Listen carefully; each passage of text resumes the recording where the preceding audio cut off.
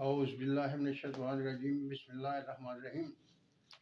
معزز ناظرین سامعین، السلام علیکم۔ آپ نے تھمبنیل دیکھا ہوگا، بڑا چونکا دینے والا موضوع آج میں نے منتخب کیا ہے۔ بحیثیت مسلمان ہم اس چیز پر ایمان رکھتے ہیں کہ اللہ تعالیٰ کی ذات کی نہ ابتدا ہے اور نہ انتہا ہے، وہ ہمیشہ سے ہے اور ہمیشہ رہے گا۔ یہ تو ہے ہمارا ایمان۔ اور ہم یہ بھی جانتے ہیں کہ ہماری زندگی فانی ہے۔ اللہ تعالیٰ نے اس دنیا میں ہمیں کچھ مخصوص وقت کے لیے بھیجا ہے، جو وقت گزار کر ہم نے واپس چلے جانا ہے۔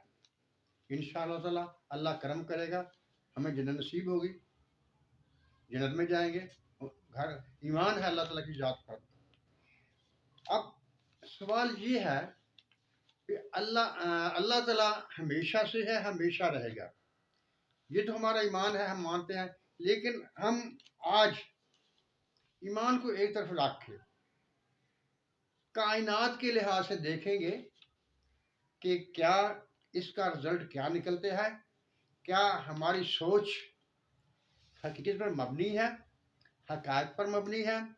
دلائل اس چیز کو واضح کرتے ہیں کہ خدا تعالیٰ ہمیشہ سے ہے، ہمیشہ رہے گا، اس کی نہ ابتدا ہے نہ انتہا ہے، وہ ہمیشہ سے قائم دائم ہے، حی لا قیوم، حی قیوم، وہ حی بھی ہے اور قائم بھی ہے اور قائم کرنے والا بھی ہے، زندگی دینے والا بھی ہے، خود بھی زندہ ہے، حیات ہے۔ جیسا کہ آپ نے دیکھا تھمبنیل میں نے لکھا خدا تعالیٰ کی حیات دائمی کیوں ہے۔ دیکھیے، اللہ تعالیٰ خالق ہے، صاحب قدرت ہے، صاحب علم ہے، صاحب ارادہ ہے۔ اس نے کائنات کو اپنے علم، اپنی قدرت اور اپنے ارادے سے پیدا کیا ہے۔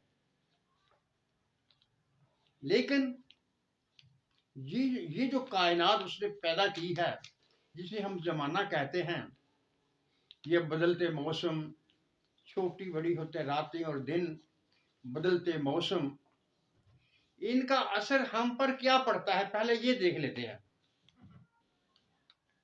دیکھیے، ہر آدمی جانتا ہے جو اس کائنات میں آ رہا ہے کہ ایک وقت تھا، ہم بچے تھے، پھر بڑے ہوئے، پھر بوڑھے ہوئے اور پھر اس جہان سے کوچ کر گئے۔ وہی جو اللہ تعالیٰ نے قرآن مجید میں ارشاد فرمایا تھا کہ تمہیں ایک وقت کے لیے اس دنیا میں بھیجا جا رہا ہے، تم نے اپنی کمزوریوں کو دور کر کے پھر دوبارہ اسی جگہ واپس آنا ہے جہاں سے انسانیت کا سفر شروع ہوا تھا، یعنی آدم علیہ السلام کی تخلیق اور ان کا جنت میں جانا۔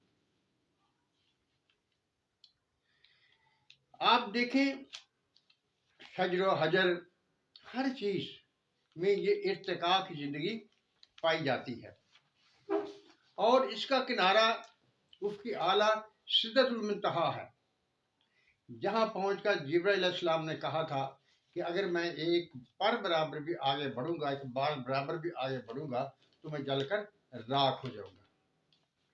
وہ زمانے کا، کائنات کا کنارہ ہے، اس کے نیچے اس دنیا کے، کائنات کے اصول لاگو ہوتے ہیں، یعنی وقت کے حساب سے ابتدا بھی ہے، انتہا بھی ہے، اور جو چیز پیدا ہونی ہے اس نے ختم بھی ہونا ہے۔ یہ کائنات کا اصول ہے جسے ہم ہر آدمی ہم میں سے مشاہدہ کرتا ہے۔ کوئی گھر ایسا نہیں ہوگا جہاں کے بڑے اس جہان سے سفر نہ کر گئے ہوں، اپنی آخری منزل کی طرف روانہ نہ ہو گئے ہوں۔ یہ چاند اور سورج کا آنا، موسموں کا بدلنا، دن رات کا چھوٹا بڑا ہونا، یہ اس بات پر دلالت کرتے ہیں کہ کوئی قانون ہے جو اس کے بنانے والے نے اس پر لاگو کیا ہوا ہے، جس کے تحت ہر چیز چل رہی ہے، اور خود بنانے والا اس کائنات سے اوپر ہے، جس کو لامکان کہتے ہیں۔ یہ وقت جو ہماری گھڑیاں ہمیں بتاتی ہیں، صبح دوپہر شام، یہ اس کائنات کے چلنے کا، اس کی گردش کے نتیجے میں ظاہر ہوتی ہے، اور اس کے نتیجے میں بھی ہماری خوراک تیار ہوتی ہے، فصلیں تیار ہوتی ہیں، سب کچھ ہوتا ہے۔ یہ اس کائنات کے اصول و ضوابط ہیں۔ لیکن جو اس کو بنانے والا ہے وہ اس کائنات سے اعلیٰ و ارفع ہے، اس پر اس کائنات کے اصول لاگو نہیں ہوتے، بلکہ یہ قانون اصول اس کی منشا کے حساب سے چلتے ہیں جو کہ اس نے پیدا کی ہوئی ہے۔ اس کائنات کے قانون کے مطابق ہم نے بڑھنا ہوتا ہے، اپنی تکمیل کرنی ہوتی ہے، اس کے بعد ہم نے ختم ہو جانا ہوتا ہے۔ یہ کائنات کے اصول ہیں، لیکن اس سے ماورا، جسے لامکاں کہتے ہیں، وہاں پر یہ قانون نہیں چلتے۔ سائنس کی زبان میں ہم یہ کہہ سکتے ہیں کہ یہاں زمانے کا راج ہے، زمانے کے اصول چلتے ہیں، وقت کا احساس ہے۔ وقت کیا ہے؟ یہ ایک اضافی چیز ہے جو سیاروں کے چلنے سے، ان کی گردش کے حساب سے جو ٹائم پیدا ہوتا ہے، اس کو وقت کہتے ہیں، یہ وقت کہلاتا ہے۔ یعنی دو چیزوں کے درمیان کے فاصلے کو وقت کہا جاتا ہے۔ لیکن کائنات کے اوپر جہاں اس کائنات کا اصول لاگو نہیں ہوتا، وہاں ٹائم ہے ہی نہیں۔ جب ٹائم نہیں ہوگا، کیونکہ یہ چیزیں ٹائم کو متعین کرتی ہیں، وہاں ان کا کوئی عمل دخل نہیں ہے، تو وہاں کیا ہوگا؟ سائنس کی زبان میں ہم اسے زیرو ٹائم کہیں گے۔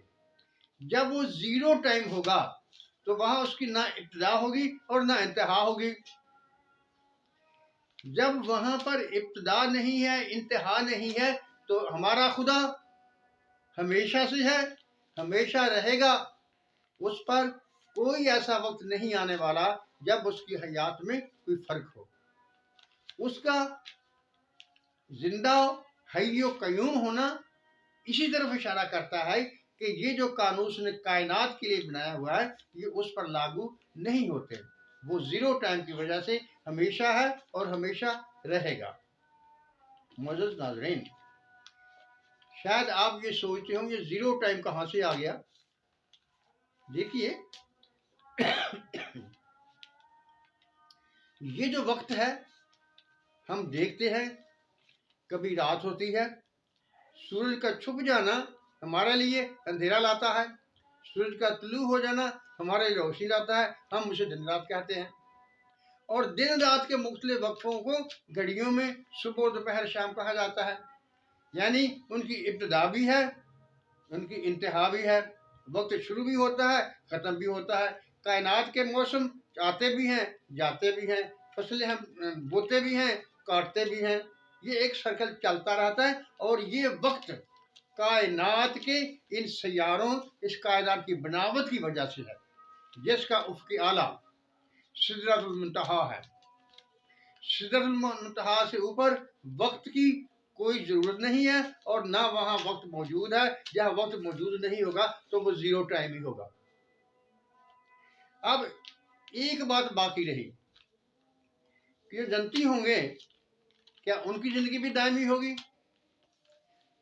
اگر ان کی زندگی دائمی ہوگی تو کیسے ہوگی؟ دیکھیے، اللہ تعالیٰ نے قرآن شریف میں ارشاد فرمایا ہے، سدرۃ المنتہا کے قریب جنت الماوا ہے۔ اگر جنت